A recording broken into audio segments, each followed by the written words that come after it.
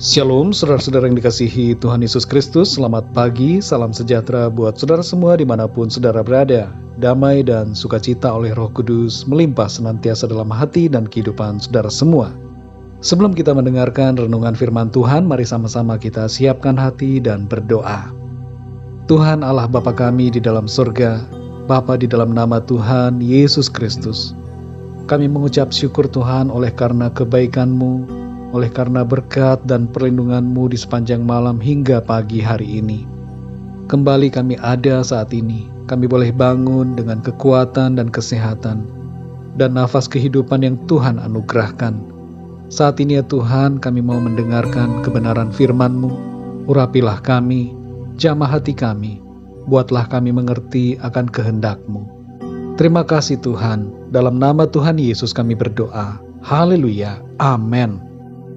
Saudara yang dikasihi Tuhan, ayat renungan kita pada saat ini terdapat di dalam Efesus pasal 5 ayat 15 sampai 17. Tertulis demikian. Karena itu, perhatikanlah dengan seksama bagaimana kamu hidup. Janganlah seperti orang bebal, tetapi seperti orang arif. Dan pergunakanlah waktu yang ada, karena hari-hari ini adalah jahat. Sebab itu janganlah kamu bodoh, tetapi usahakanlah supaya kamu mengerti kehendak Tuhan. Saudara yang dikasihi Tuhan, seorang jenderal bernama David Sarnoff, ketika menerima gelar kehormatan dari Universitas Notre Dame, mengatakan, kita cenderung menyalahkan peralatan teknologi dan menjadikannya sebagai kambing hitam untuk dosa-dosa yang dilakukan karena penggunaannya. Produk teknologi sebenarnya bersifat netral, tapi cara orang menggunakannya lah yang menentukan nilai dari produk itu menjadi baik atau buruk. Handphone di tangan kita bisa menjadi buruk dan membuat kita berdosa kalau kita mempergunakannya untuk hal-hal yang negatif. Tapi yang salah bukan handphonenya, yang salah adalah sikap kita dalam mempergunakannya. Begitu juga halnya dengan uang. Kita bisa berdosa karena uang, tapi bukan uangnya yang salah, namun sikap kitalah yang membuat kita bersalah. Kita perlu memperbaiki sikap hati kita, supaya kehidupan kita menjadi benar. Saudara yang dikasihi Tuhan, dalam Efesus 5 ayat yang ke-16 disebutkan tentang salah satu hal yang harus kita gunakan dengan baik. Dikatakan di sini, pergunakanlah waktu yang ada, karena hari-hari ini adalah jahat. Waktu tidak mengandung nilai kejahatan atau kebaikan, tapi bagaimana kita memanfaatkan waktu kita akan menentukan nilai dari waktu yang kita pakai, apakah baik atau jahat. Jangan kita menyalahkan soal waktu hanya sedikit, kalau yang salah sebenarnya adalah sikap diri kita dalam mempergunakannya. Jangan kita salahkan waktu bila kita tidak dapat menghargai detik demi detik yang ada. Ayat ini, saudara, mengajar kita supaya kita menjaga sikap hidup kita, supaya tidak menjadi berdosa, tapi menjadi bijaksana. Waktu yang ada, yang diberikan Tuhan kepada kita, mari kita gunakan dengan sebaik-baiknya untuk melakukan kehendak Tuhan dan hal-hal yang memuliakan namanya. Di ayat yang ke-17 kita diingatkan supaya kita dapat selalu mengerti akan kehendak Tuhan. Setiap waktu adalah kesempatan untuk kita belajar memahami hal-hal yang penting dan yang berharga serta yang berguna seturut dengan kebenaran firman Tuhan. Saudara yang dikasihi Tuhan, dalam Mazmur 90 ayat yang ke-12 tertulis, ajarlah kami menghitung hari-hari kami sedemikian, hingga kami beroleh hati yang bijaksana. Hari-hari kita di bumi rata-rata adalah 70-80 tahun. Itu adalah jangka waktu yang singkat dibandingkan dengan kekekalan.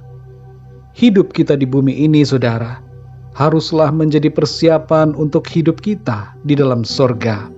Dan untuk itu, kita perlu mengikuti apa yang menjadi kehendak Tuhan dalam kehidupan kita.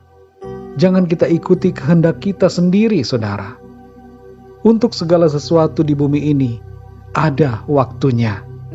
Sebab itu, saudara, mari kita melakukan segala yang terbaik, seturut dengan perintah Tuhan. Berdoalah, minta hikmat Tuhan, untuk mengerti apa yang perlu kita lakukan dalam hidup ini. Mari saudara yang dikasihi Tuhan, pergunakanlah waktu yang ada, sebab ada begitu banyak tantangan yang hendak membuat kita melenceng dari firman Tuhan. Tapi mari miliki sikap hati yang selalu mengasihi Tuhan, mengerti kehendaknya, dan melakukan firman-Nya. Mari kita berdoa, saudara.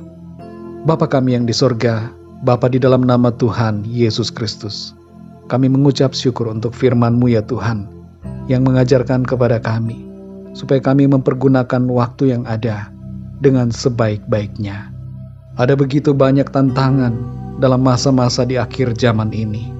Tolong kami Tuhan, supaya kami semakin kuat di dalam Tuhan, semakin mengerti akan kehendak-Mu, dan hidup seturut dengan apa yang Engkau mau. Ampunilah kami ya Tuhan, akan dosa kesalahan kami, dan tolong kami supaya kami senantiasa hidup seturut dengan kehendak-Mu. Semakin hari semakin sempurna, menjadi pribadi yang serupa dengan Engkau Tuhan. Terpujilah nama-Mu ya Tuhan. Di sepanjang hari ini kami mohon pimpinan-Mu, sertai kami dan tuntun kami dalam segala aktivitas kami. Biarlah semua yang kami lakukan diberkati oleh Tuhan, dan dalam semuanya itu nama Tuhan senantiasa dipermuliakan. Kami berdoa untuk yang sedang sakit, jamahlah dan sembuhkan, berikan kekuatan baru dan kesehatan yang sempurna. Kuatkanlah yang lemah ya Tuhan, dan berikan jalan keluar kepada mereka yang sedang mengalami masalah dalam kehidupannya. Engkau mengerti setiap pergumulan kami, dan Engkau sanggup memberikan jalan keluar. Pertolongan-Mu yang ajaib bagi kami semua. Terima kasih Tuhan, kami percaya berkat, damai sejahtera, dan kasih karunia Tuhan senantiasa Tuhan limpahkan dalam kehidupan kami di sepanjang hari ini dan sampai selama-lamanya. Dalam nama Tuhan Yesus Kristus, kami berdoa dan mengucap syukur. Haleluya. Amin. Puji Tuhan, saudara yang dikasihi Tuhan, saya percaya firman Tuhan menjadi berkat dan kekuatan buat saudara semua, dan Roh Kudus akan menolong saudara untuk lebih lagi memahami kebenaran firman Tuhan.